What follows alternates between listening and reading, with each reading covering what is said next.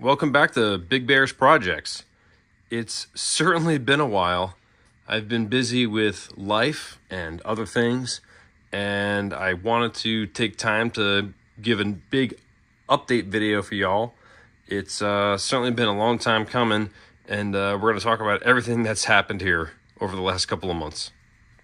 We're going to start with what I'm calling backdrops. Now, these aren't full-size backdrops. They're just little sheets of wood that I had laying around the house that I cut to size to fit the area, and it kind of elevates as it goes around the back, and it's going to follow the line. It kind of goes under that windowsill. I don't want to cover up the window, and integrates into the elevated line here. Nice little tiered sequence there.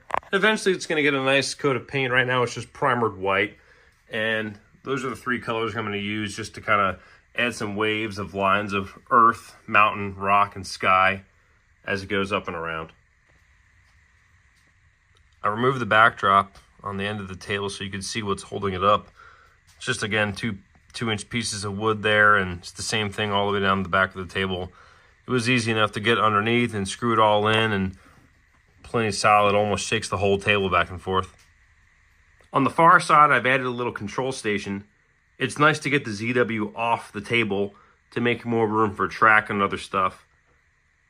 This is really like the main hub for operations. I've added TMCC. It's been fun to learn that and use remote controls to run the trains as I've added more locomotives and equipment. Certainly not the most advanced thing in the world, but for someone who's never had it, it's a lot of fun. Maybe one day we'll get into Legacy and maybe add a base 3 so we can add more locomotives that Lionel offers, but for now, this is plenty of fun. Back on the front side here, this is just a cheap $10 queen-size bed sheet folded in half and thumbtacked to the front. Just cleans up a little bit from all the boxes and storage totes of all the boxes of trains that are now starting to fill up the underside of the layout.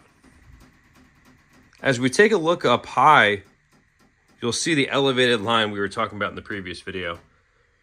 And it's been real fun to see trains run on this, and although there's not track work on it right now, I did have some on it just to see what it would look like. The elevated scene, like I said, it's going to be a tunnel over here. It's fun to see trains come out of here, and we're still working on how we're going to integrate some walls and tunnel portals and all that stuff. This is all very functional, because we're going to build some stuff on top of there. And of course, I overbuilt this thing. Most people build things out of foam. I have to do things out of wood. I don't know why, but that's just how I do it. But it's all that wood that was left over from the pallets I picked up a year ago. Still working great.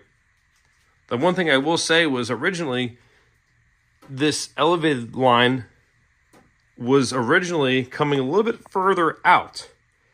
It was coming over this outside loop.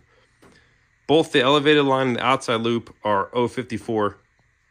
And when it came over this far, it covered up a lot of the cool stuff that was happening as the trains emerged out of the dog bone and went around. And it was kind of anticlimactic to say.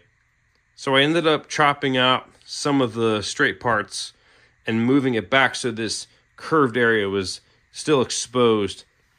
And then when you have 3 trains running, it's pretty spectacular to see them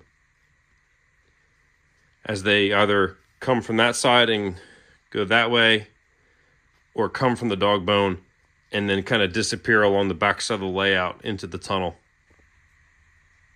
The elevated line is held up by these trestles, which are leftover wood from those pallets. They're all about 2 inches wide, and there's 8 inches of clearance from the track work to the elevated line for all sorts of things to clear through.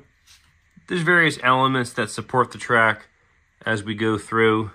Bigger piers for the bridge that's eventually going to clear the gap. Another trestle, some singleton. Another pier, more structures as it goes all the way around. And I would be remiss if I didn't mention the picture my wife got me for Christmas of the triple crossing here in Richmond. This is probably the first piece of railroad stuff I've got on the layout. It's nice to start adding more railroad things around the trains. That kind of wraps up this video about everything that's going on the outside, on top of, and around the layout. We're going to talk about what's going on inside in our next video. Thanks for watching.